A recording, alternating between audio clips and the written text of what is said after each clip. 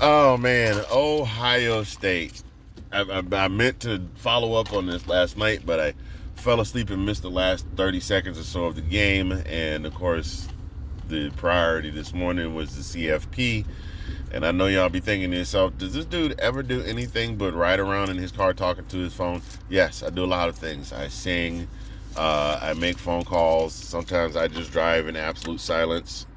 Sometimes I have the dog with me and we just go for a ride and have a good time. But anyway, I digress. What's going on right now? Let's talk about Ohio State. Ohio State. Ohio State. Ranked top 5 as a can't talk. Remix. Ohio State preseason top 5 quickly rose through the ranks as those in front of them fell. As those in front of them fell, wound up rising to number 1 and never gave the spot up until this morning. Ryan Day has got to be just out of his mind, and probably a small segment of the fan base.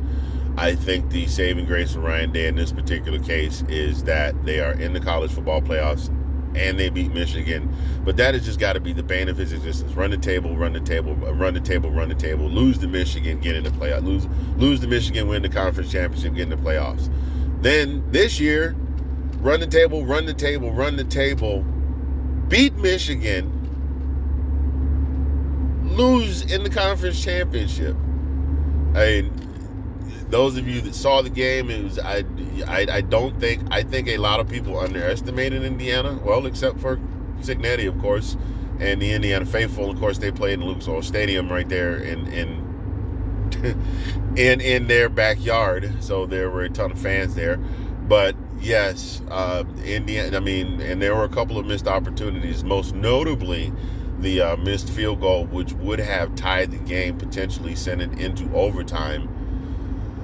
But I mean, what are you gonna do? Ohio State. It's like Ryan Day right now just got to be thinking, what do I have to do in order to achieve a perfect season? Now, that's not to say that Ohio State is some slouch of a team that's going to flame out in the college football playoffs. I think they will do well. I think they will make a run. Hell, I still think that they are the favorite to potentially win the entirety of to win it all. But it's got to be driving them crazy. It's like, what do I have to do? What do I got to do to get a perfect season? Ladies and gentlemen, you guys let me know what you think in the comments. Let me know what you think in the comments.